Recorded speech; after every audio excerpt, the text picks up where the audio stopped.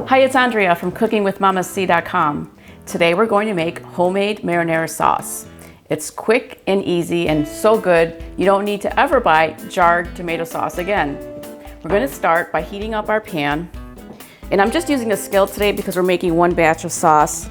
If I was making multiple batches, I would have a pot. So I'm heating up my skillet and I have a 1/4 cup of olive oil. I like to use regular olive oil instead of extra virgin because regular olive oil tastes more mild. So I'm just letting this heat up, and I have a couple cloves of garlic that I have chopped. Sometimes I press the garlic, so you can do either one. But we're just going to add this to the pan. So we're just going to get that going for a little bit. And then we're going to be adding 28 ounces of crushed tomatoes. And the brand that you use does matter. I would say try to look for San Marzano tomatoes, which that's from a region of Italy where the tomatoes are less bitter. Sometimes you have to experiment. This is actually a grocery store brand that I tried out and I realized that the tomatoes are not bitter at all. So you want to kind of make sure that the tomatoes you're using have a good flavor, because if the tomatoes are bitter, then you're going to have a little bit more trouble with your sauce. So now that the garlic is kind of sizzling here and the olive oil is starting to take on a nice aroma, I'm going to add the tomatoes carefully. And one trick that I do so I don't splash everywhere is I hold my wooden spoon out into the center and I pour gently right over the spoon. And this helps to not splash the sauce. So that worked out well, right? I found that out by trial and error. Okay. And I'm just going to stir this together here and try to incorporate the olive oil in. And you can see that the crushed tomatoes that I'm using have a nice texture. This is nice and thick, and I don't need to use any tomato paste at all. I know some people use tomato puree, and I find that is very liquidy, and in that case you would probably have to add paste. But my recommendation is to go with a 28-ounce can of crushed tomatoes because it has the perfect texture. So I'm just going to stir this together, and then I'm going to add 1 bay leaf. I like to add a bay leaf to my sauce.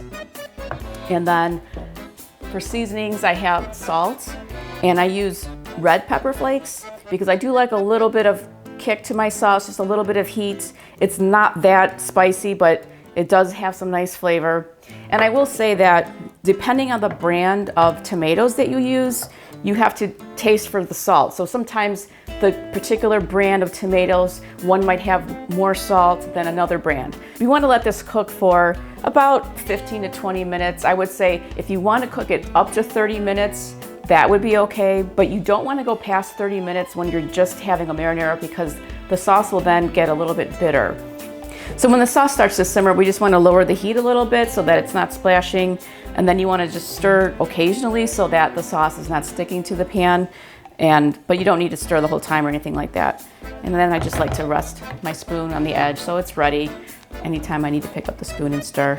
Okay, so our sauce is just about done, and what I like to do is add some fresh basil leaves, and I have 2 giant leaves here, and you don't need to even tear them up, you just kind of stir them in, and they're going to give the sauce wonderful flavor.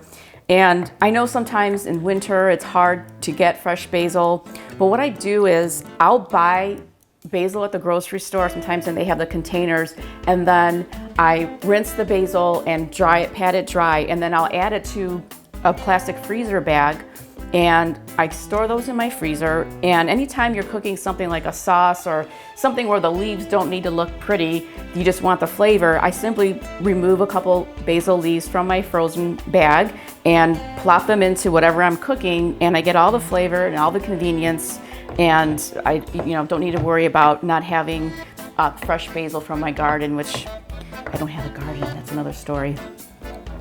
The smell's wonderful. Okay, so now that our sauce is done, I'm going to turn off the heat, and of course I have to taste. You always want to taste for seasonings just to see what's going on here. Let's see here. It's absolutely delicious. I don't think it needs anything, but when you taste yours, if you want to add a little more oil, you can do that. If you think it needs more salt, this is a basic recipe that is so key to so many of my recipes on my blog. And I have to tell you that the sauce was the very first recipe I posted almost 6 years ago on cookingwithmamac.com. So you can get the full recipe there on cookingwithmamac.com. And until next time, ciao.